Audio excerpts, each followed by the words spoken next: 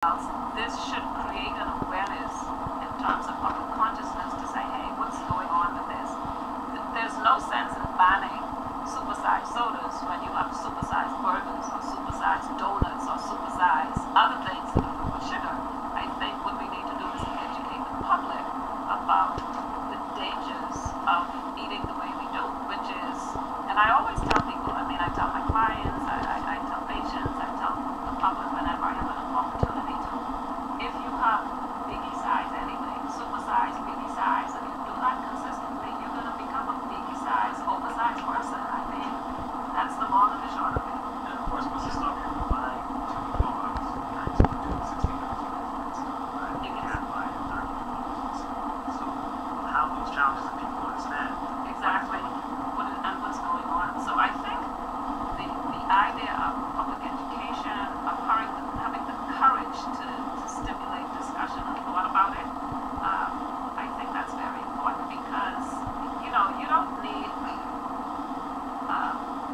to have money to have courage, but you do need to have courage to make change. And that's one of the things that I think is important here. does it infringe upon people's right to choose? Well, That's another issue. Question. I understand that perspective, but when you're talking about people's right to choose, what about parents' right to choose for their children? What about people's right to choose what they want to wear, what they want to smoke, what they want to drink? You see, there's a fine line between people's right to choose in a society when the government has a responsibility to protect the public health. So we're looking at, yes, we want to have that right to choose, but we also want to know that decisions that are being made are in the best interest of public health.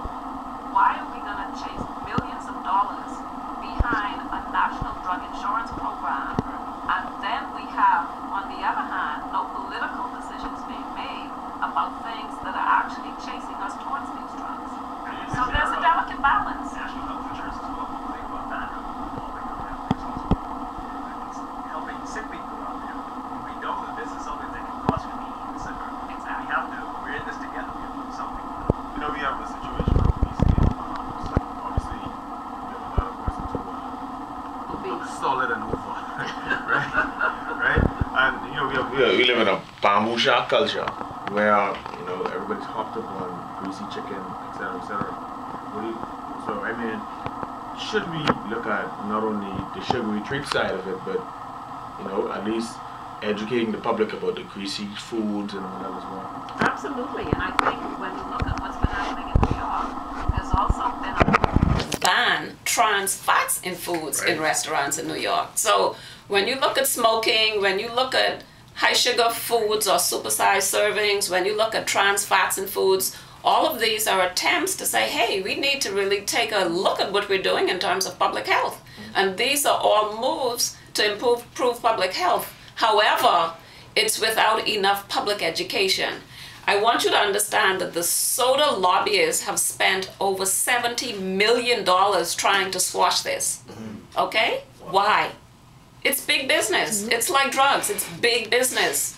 And when we look at what's happening in terms of our own country, in terms of cancer and diabetes, and it still bothers me tremendously when I think about the numbers that came out of Ministry of Education and Culture, that our national average was a D+. We have to take a different look at what's happening. And it's not enough to say Bahamians are sick, so I'm going to invest in having a national drug program where we are giving people this impression that the drugs are the answer to their disease. It's not. It's the behaviors that they do and the choices they make every day. So it's really education. It's a tough position to be in, but it takes political courage. And that's why I say, I understand this thing about personal choice, but where do we draw the line in terms of big corporations that are, on the one hand, influencing public health by their advertising, the media? There's no benefit to drinking sodas. There's none, absolutely none. You brought up the national D average. Are you saying that diet might have a role to play in this? There's absolutely no question about it. Really? When we look at children who are properly nourished, perform better academically in schools. There are any hundreds of studies that have been done to substantiate that. Not only that, but also in terms of behavior, attitude, and performance.